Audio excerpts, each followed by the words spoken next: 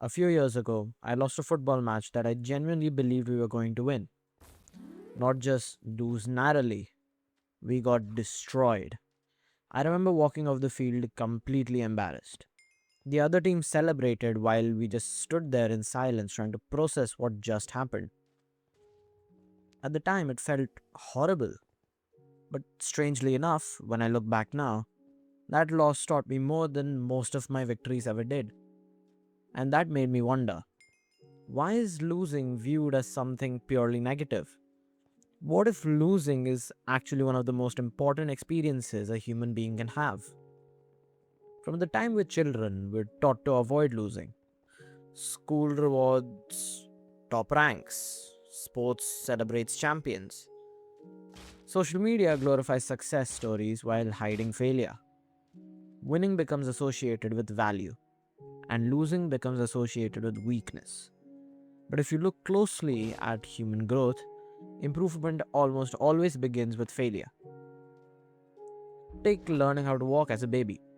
A child fails hundreds of times before finally learning how to balance.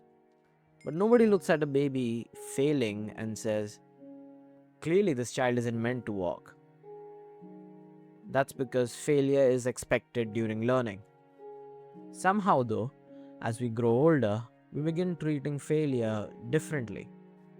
One loss in academics, sports, business, or relationships suddenly feels like a judgment of our identity instead of part of development.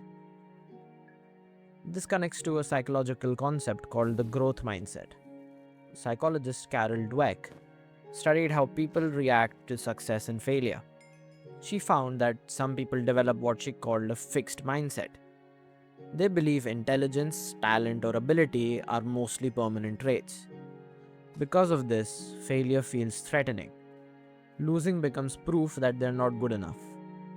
But people with a growth mindset see failure differently. To them, losing is information. It reveals weaknesses, gaps in skill, and areas that need improvement.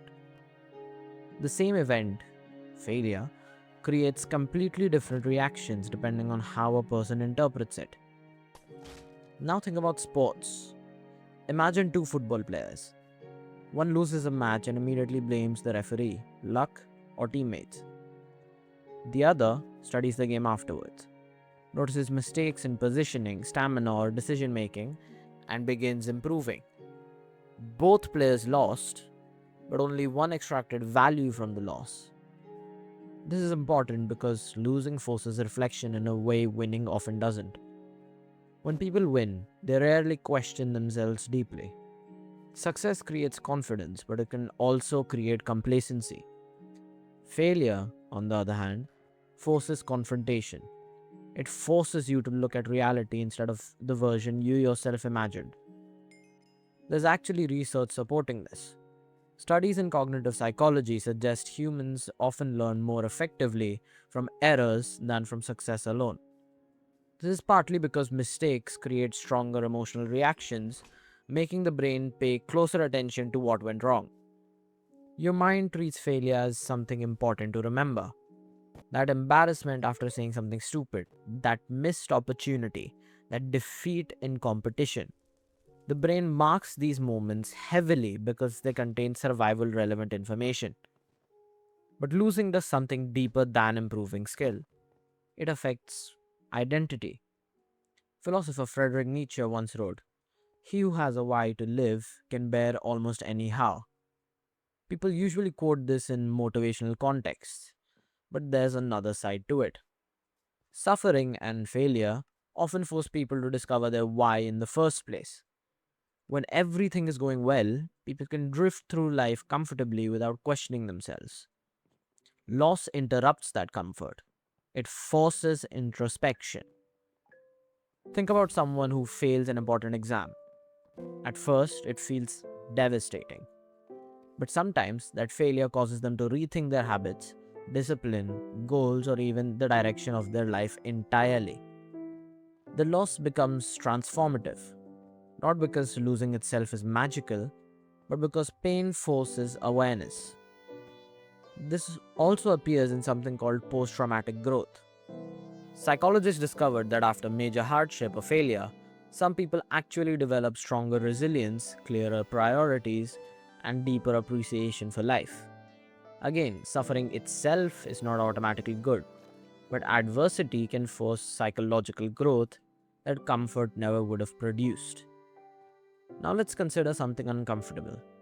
Most people admire resilience, discipline, confidence, and wisdom, but those qualities are rarely developed through constant success. Resilience requires hardship, discipline requires struggle, wisdom often comes from mistakes. Even confidence is usually built by surviving failure, not by avoiding it. Take combat sports as an example. A fighter who has never lost may seem invincible, but many coaches argue that an undefeated athlete can become psychologically fragile because they never learned how to recover from defeat. The first major loss can completely shatter them. Meanwhile, someone who has lost before may recover faster because they already know failure is survivable. This connects to a philosophical framework called Stoicism. Stoic philosophers like Marcus Aurelius believed hardship was unavoidable in life. Instead of trying to escape suffering entirely, they argued people should train themselves to respond wisely to it. The Stoics believed adversity reveals character. A calm person during comfort reveals very little. A calm person during failure reveals far more. Now think about modern culture. Social media constantly exposes people to curated success.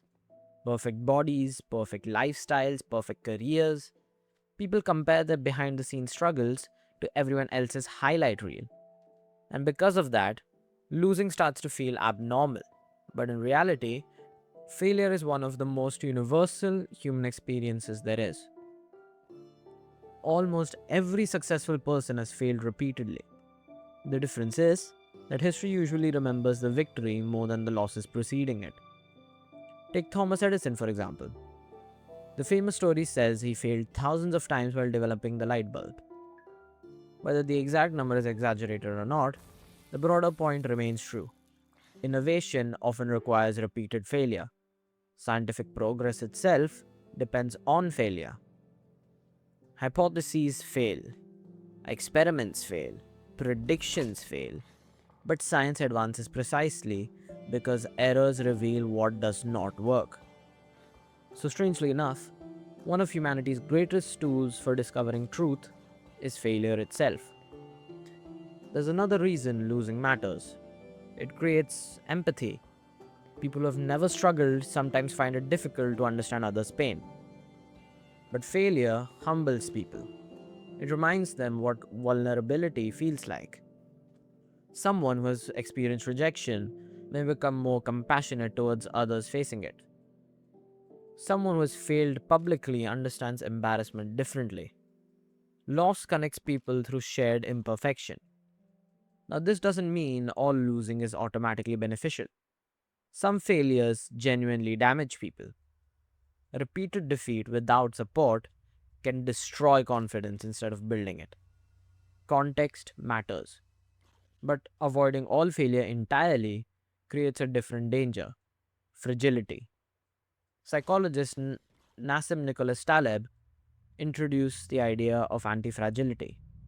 Some things don't merely survive stress, they actually become stronger because of it.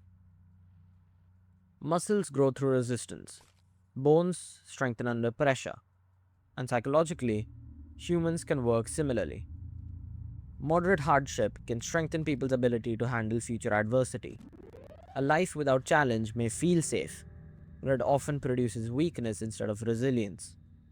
Let's bring this into an everyday example. Imagine two students. One has always been naturally talented and rarely struggles academically.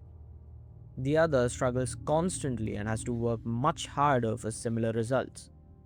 At first, the naturally talented student seems advantaged, but eventually the second student may develop stronger discipline, patience, and work ethic precisely because they've experienced difficulty earlier.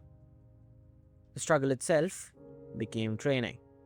This is why some philosophers argue that comfort can quietly weaken people, not physically, but mentally.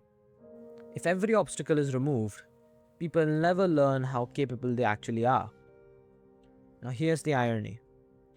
Most people say they want growth, confidence, and success, but very few want the experiences that usually create those qualities. Because the process often involves embarrassment, uncertainty, rejection, and failure, people want the reward without the transformation preceding it. But transformation almost always requires losing something: your ego, your comfort, your assumptions, your old identity. There's also something strangely liberating about failure. Once you fail publicly and survive it, you realize the fear itself was often worse than the reality. People judge you less than you imagined. Life continues. And because of that realization, failure can actually reduce fear. This is why many successful people eventually stop fearing failure as much. Not because they enjoy losing, but because they understand that failure is temporary, while growth can remain permanent. So, why is losing good? Not because pain itself is beautiful, not because suffering automatically improves people, but because losing confronts humans with reality. It reveals weakness, it forces reflection, it builds resilience, it creates empathy, and sometimes it becomes the very thing that pushes someone toward growth they would have never pursued otherwise. Winning feels good, but losing changes people. And maybe that's why failure remains one of the most important experiences in human life. Not because it destroys us, but because of who we can become after surviving it. Thanks for watching. If you liked this video, leave a like and subscribe for more content like this. If you didn't, comment what I can improve and I'll try to improve in future uploads. Until then, stay curious.